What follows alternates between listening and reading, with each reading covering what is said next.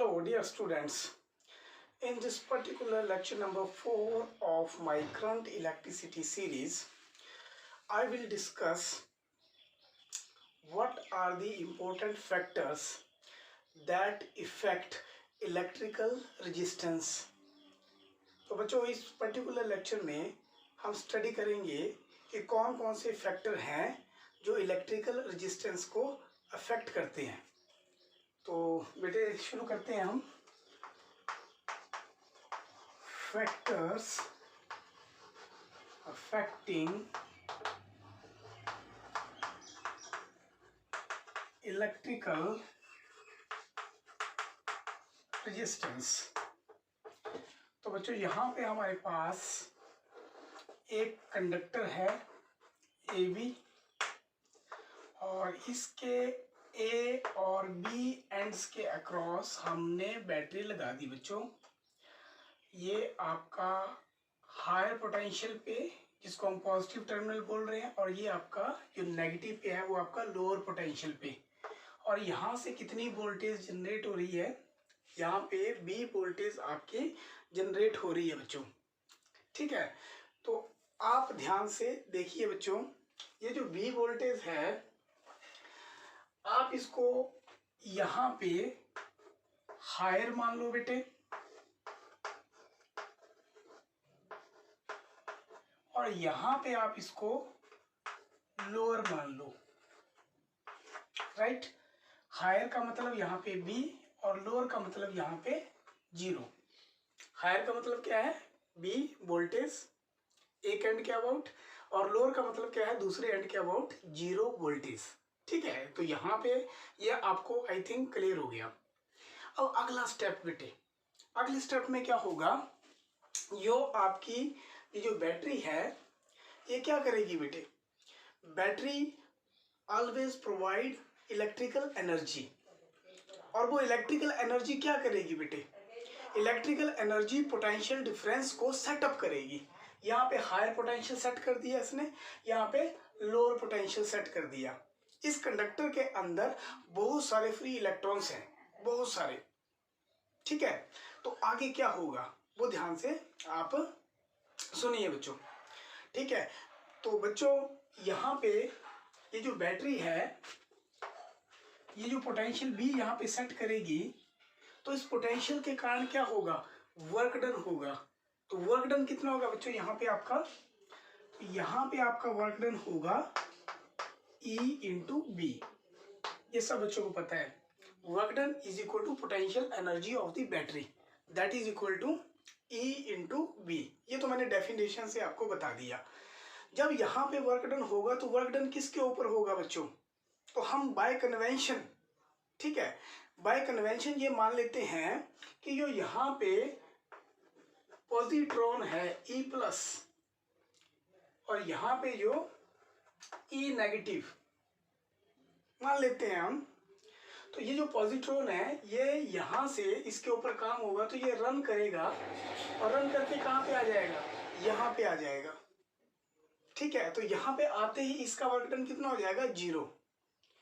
तो जो पॉजिट्रॉन आपका रन किया, इन एक्चुअल सेंस आपके इलेक्ट्रॉन रन करते हैं, लेकिन समझने के लिए हम इसको हम बाय कन्वेंशन ये बोल लेते हैं कि पॉजिटिव चार्ज फ्लो कर रहा है। तो जैसे ही ये पॉजिटिव चार्ज यहाँ से लेकर यहाँ तक फ्लो कर जाएगा, तो रास्ते में बच्चों ये कोलाइड करेगा, रास्ते में जो वर्क डन करेगा, तो वो जो वर्क डन है वो कंज्यूम हो जाएगा किसकी फॉर्म में, या तो हीट एनर्जी प्रोड्यूस होगी।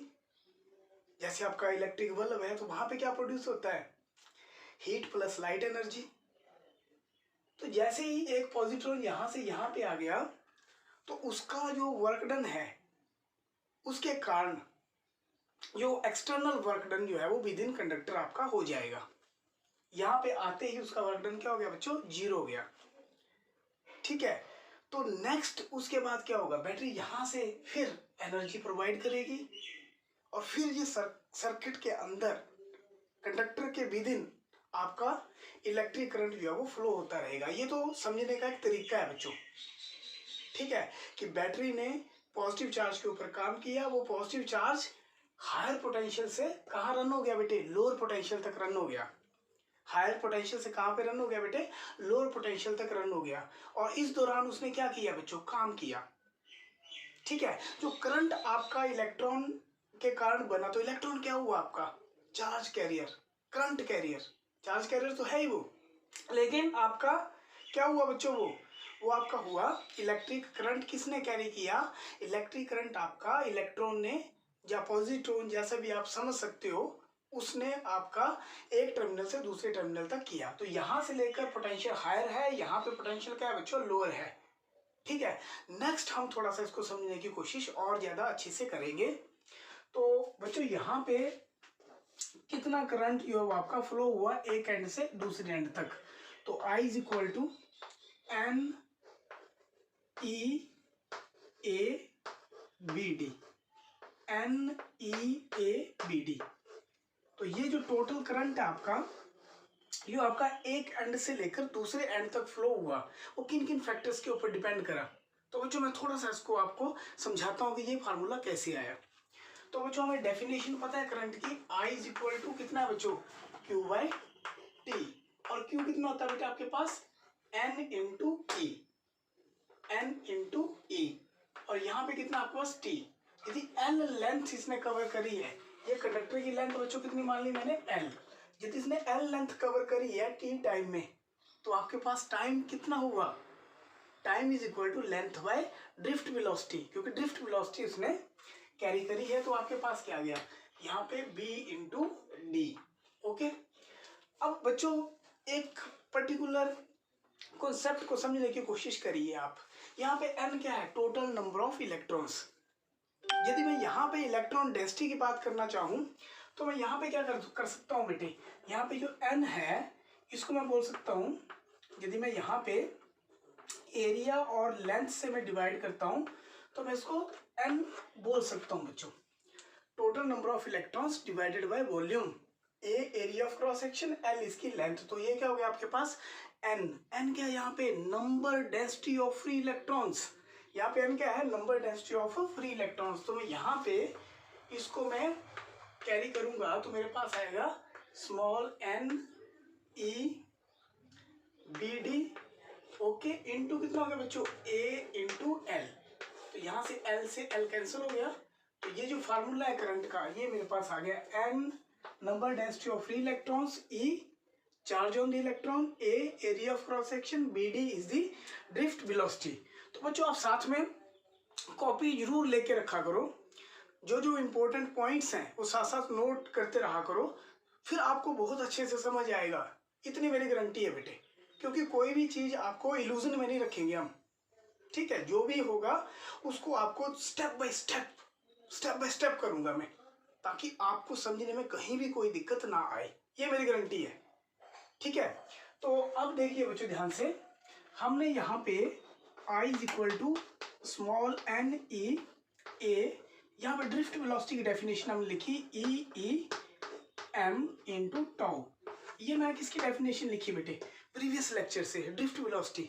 ड्रिफ्ट वेलोसिटी किसके ऊपर डिपेंड करती है, इलेक्ट्रिक चार्ज के ऊपर, इलेक्ट्रिक फील्ड के ऊपर, और मास ऑफ द इलेक्ट्रॉन के ऊपर, और रिलैक्सेशन टाइम के ऊपर। ठीक है, तो बच्चों रिलैक्सेशन टाइम का कॉन्सेप्ट भी पिछले लेक्चर में मैंने आपको डिस्कस किया था, तो यहाँ बताने की मुझे नहीं लगता कि जरूरत है, यदि आपको कोई दिक्कत आएगी तो पिछले लेक्चर से गो थ्रू हो जाओ बेटे आप। ठीक है, तो यहाँ पे हमारे पास I is equal to n e square a e m into tau. तो बच्चों यहाँ पे हमारे पास, इसको मैं इक्वेशन नंबर फर्स्ट बोल लूंगा मैं। तो जैसे ही हमने बैटरी को ऑन किया, पोटेंशियल सेटअप हुआ। बैटरी ऑन करते ही क्या सेटअप हुआ बच्चों, पोटेंशियल। और पोटेंशियल कहाँ पे हुआ, पर यूनिट लेंथ। तो पोटेंशियल पर यूनिट लेंथ क्या होता है, पोटेंशियल ग्रेडियंट। हम बड़ी बार उसको करवाते आ रहे हैं, फर्स्ट यूनिट में भी करवाया था, E is equal to dV by dx। लेकिन यहाँ पे पूरी लेंथ पे डिफाइन कर रहे हैं, तो हमारे पास E इज इक्वल टू कितना बच्चों, V by L.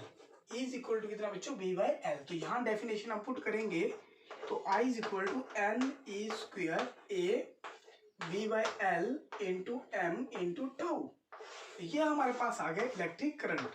Electric current कितना आ गया आपके पास, n e square a b voltage, tau relaxation time, L m।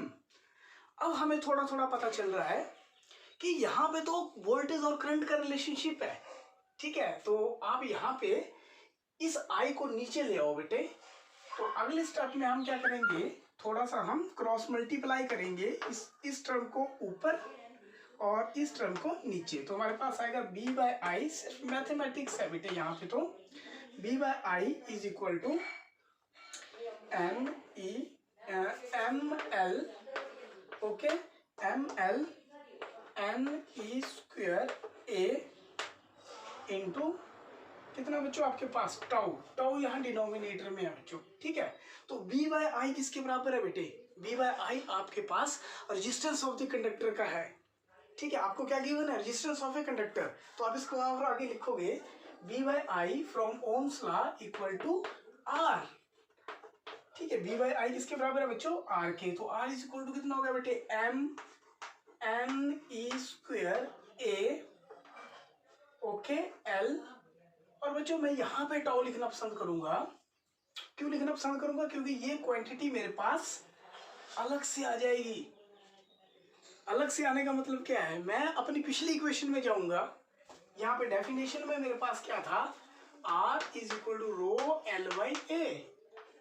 तो यहाँ से इस इक्वेशन और इस पर्टिकुलर इक्वेशन को मैं 2 नंबर दे दूं, तो इन दोनों इक्वेशंस को मैं कंपेयर करूंगा बच्चों। मैं क्या करूंगा, इन दोनों इक्वेशंस को कंपेयर करूंगा। तो अब आप कंपेयर करोगे तो आपके पास क्या आएगा, R इज इक्वल टू रो, यहाँ पे रो आ गया बेटे एल बाई ए। तो इसका मतलब आपके पास रो कितना आया बेटे, rho is equal to m N E square, okay. तो आपके पास क्या आ जाएगा बच्चों, ये टाउ को नीचे लिखिए आप, थोड़ी सी मिस्टेक हो गई थी, इसको चेक कर लो आप। M N E square into tau, okay. Rho is equal to कितना आ गया बच्चों, M N E square into tau. तो रो यहाँ पे आपके पास रो है M N E square into tau, ठीक है। यहाँ से हमने क्या किया था, एम एल ऊपर चला गया, एन ई स्क्वेयर ए टाउ और बी बाय आई, ठीक है। तो आप ध्यान से देखिए कि ये जो रेजिस्टिविटी है ये कौन कौन से फैक्टर के ऊपर डिपेंड करती है, आपके मास के ऊपर करती है, number density of free electrons पे करती है, e square charge on the electron पे करती है, और किसके ऊपर करती है बच्चों, रिलैक्सेशन टाइम के ऊपर, ठीक है। तो नेक्स्ट हम थोड़ा सा और करने की कोशिश करेंगे। तो नेक्स्ट हमारे पास हम देखेंगे कि और भी क्या क्या रिलेशनशिप है जो आपके हम डेवलप कर सकते हैं। तो यहाँ से बच्चों हम रो को लिखेंगे ऊपर, rho is equal to m N E square into tau. ये किसका फार्मूला है बच्चों आपका, ये आपका रेजिस्टिविटी का फार्मूला है in terms of mass, in terms of relaxation time, in terms of number density of free electrons और in terms of relaxation time tau. तो बच्चों जो रिलैक्सेशन टाइम है वो हमें एक प्रकार से आइडिया देता है कि किस टाइप का रेजिस्टेंस आपका कंडक्टर, आपकी एलॉय, आपका सेमीकंडक्टर, आपका इंसुलेटर हमें प्रोवाइड करवा रहा है। कुछ और फैक्टर भी हैं जिन पे ये टाउ जो है वो डिपेंड करता है, रेजिस्टिविटी जो है वो डिपेंड करती है। उन फैक्टर्स में जैसे आपके पास नेचर ऑफ द मटेरियल, कि आप कौन सा मटेरियल आप सिलेक्ट कर रहे हो इलेक्ट्रिक कंडक्शन के लिए। तो आप यहाँ पे आपके पास सेमीकंडक्टर भी हो सकता है, आपके पास एलॉय भी हो सकता है, आपके पास कंडक्टर भी हो सकता है, ठीक है। तो बच्चों हम कुछ और टर्म को डिफाइन करना चाहेंगे, जैसे रेसिप्रोकल ऑफ रेजिस्टिविटी। तो बच्चों रेसिप्रोकल ऑफ रेजिस्टिविटी को क्या बोलेंगे हम, कंडक्टिविटी बोलेंगे, ठीक है। तो रेसिप्रोकल ऑफ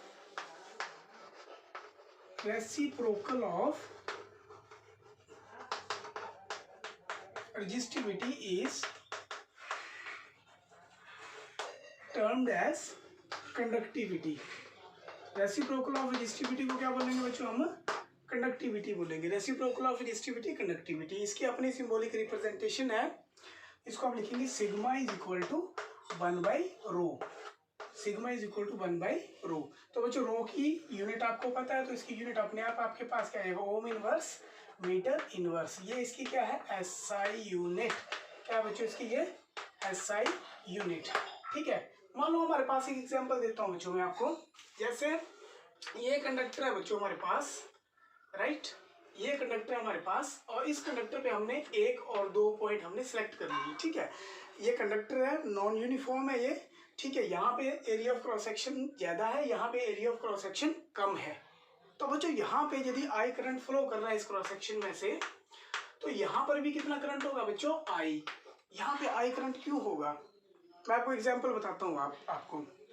यदि मान लो आपके हाथ में एक पाइप है और आपने पाइप को अंगूठे से, जो अगला सिरा है पाइप जहाँ से पानी निकल रहा है, अंगूठे से थोड़ा सा दबा दिया, राइट, तो वहाँ पे क्या चेंज आता है, वहाँ पे स्पीड बढ़ जाती है, लेकिन अमाउंट ऑफ वाटर जो है वो उतना ही रहता है, ठीक है ना। आपने कभी देखा होगा माली को पानी देते हुए पाइप वहाँ तक नहीं पहुँच रही, यहाँ तक दूर है पौधे, तो क्या करता है वो अंगूठे से थोड़ा सा क्रॉस सेक्शन को दबाता है, जिससे स्पीड बढ़ जाती है। तो यहाँ पर भी आपके पास क्या हो जाएगा बच्चों, करंट तो सेम रहेगा, लेकिन यहाँ पे जो स्पीड है इस पॉइंट पे वो बढ़ जाएगी, यहाँ पे स्पीड क्या है बेटे, कम है। तो आपके पास क्या आएगा, BD2 drift velocity at point 2 greater than, equal to नहीं लगाएंगे, ग्रेटर देन BD1। तो कभी कभी पेपर में 1 मार्क्स से ये क्वेश्चन भी आपसे पूछ लेते हैं, ठीक है। तो नेक्स्ट हम थोड़ा सा और आगे चलेंगे कि हमारे पास रेजिस्टेंस का भी रेसिप्रोकल होगा फिर। तो बच्चों रेजिस्टेंस का जो रेसिप्रोकल है उसको हम कंडक्टेंस बोलते हैं बच्चों, क्या बोलते हैं उसको हम, कंडक्टेंस। रेजिस्टेंस का रेसिप्रोकल क्या है आपके पास, कंडक्टेंस। इसको सिंबॉलिक रिप्रेजेंटेशन क्या बच्चों इसकी, G इक्वल टू 1/R। और रेजिस्टेंस में क्या होता है बेटे, ओम होता है, तो यहाँ पे क्या आ जाएगा, मोहो, उल्टा हो जाएगा आपके पास, ये घबराना नहीं है, OHM है तो MHO हो जाएगा, ठीक है। या फिर इसको आप लिख सकते हो ओम इनवर्स, ठीक है। तो यहाँ पे आपके पास हमने 3 टर्म सीखे। हमने कौन कौन सी टर्म सीखी बच्चों, हमने सीखी कंडक्टिविटी, हमने सीखी रेजिस्टिविटी, हमने सीखा कंडक्टेंस, और हमें ये तो ऑलरेडी पता है रेजिस्टेंस, ठीक है। तो अब हम थोड़ा सा एक और टर्म के बारे में थोड़ी सी बात हम करेंगे, ठीक है। दैट इज कॉल्ड मोबिलिटी, कि इलेक्ट्रॉन कितने मूवेबल हैं एक्सटर्नल इलेक्ट्रिक फील्ड लगाने पर। तो मोबिलिटी को हम डिफाइन करेंगे, मोबिलिटी ऑफ इलेक्ट्रॉन। तो मोबिलिटी ऑफ इलेक्ट्रॉन को हम बेटे म्यू से लिखते हैं, drift velocity per unit applied field. ये बच्चों डेफिनेशन है, कई बार एग्जाम में पूछ लेते हो, आपको पता भी होनी चाहिए, ठीक है।